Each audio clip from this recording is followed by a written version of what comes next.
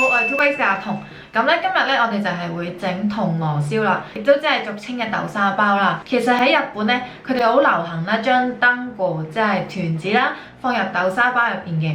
咁而粒團子咧，當然亦都唔會係一個普通嘅團子啦，佢會整到佢好可愛嘅卡通嘅。咁今次咧，我哋就整呢個放咗團子嘅豆沙包啦。咁而粒團子咧，我就係會整蛋黃哥嘅。咁我哋就快啲開始啦，去片。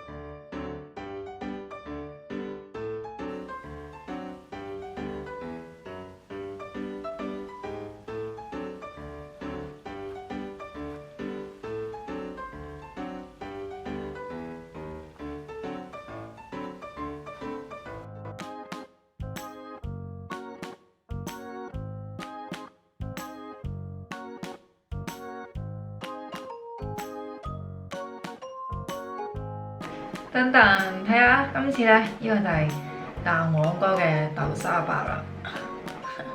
咁我而家咧就會揀一隻嚟試下啦。食邊隻好咧？好苦惱喎。咁我試下佢個 pat pat 啊。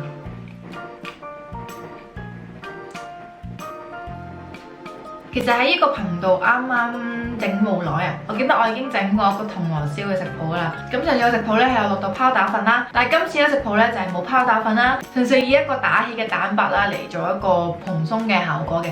其實兩者嘅口感分別不大嘅，我反而覺得今次呢個銅鑼燒嘅食譜咧個香味啊，個蛋香咧反而仲濃啲添。咁今次咧我下邊係用咗白豆蓉嘅，咁當然咧大家可以用自己中意嘅餡料擺落去啦。我用白豆蓉嘅原因係純粹咧，因為蛋黃哥下邊嗰個咧係蛋白嚟㗎嘛，所以我就用咗白色嘅豆蓉啦。咁其實白豆蓉食起嚟同紅豆蓉差唔多，加埋個餅皮食其實都幾好食嘅。個過程咧都幾好玩嘅，整佢個籮柚嘅時候最有滿足感。今日嘅片咧就嚟到呢一度啦，咁如果大家中意咧就記得 like 啦，同埋訂閱我嘅 channel 啦。如果你有咩想我整咧，都可以留言話俾我聽嘅。對日常生活有興趣咧，就可以 follow 埋我 Facebook 同埋 Instagram 啦。咁今集嘅食譜咧，亦都即時 update 咗去我嘅 Android 手機入啦 2Bay 食譜入邊嘅，咁大家記得 download 嚟睇啦。咁我哋就下條片再見啦，拜拜。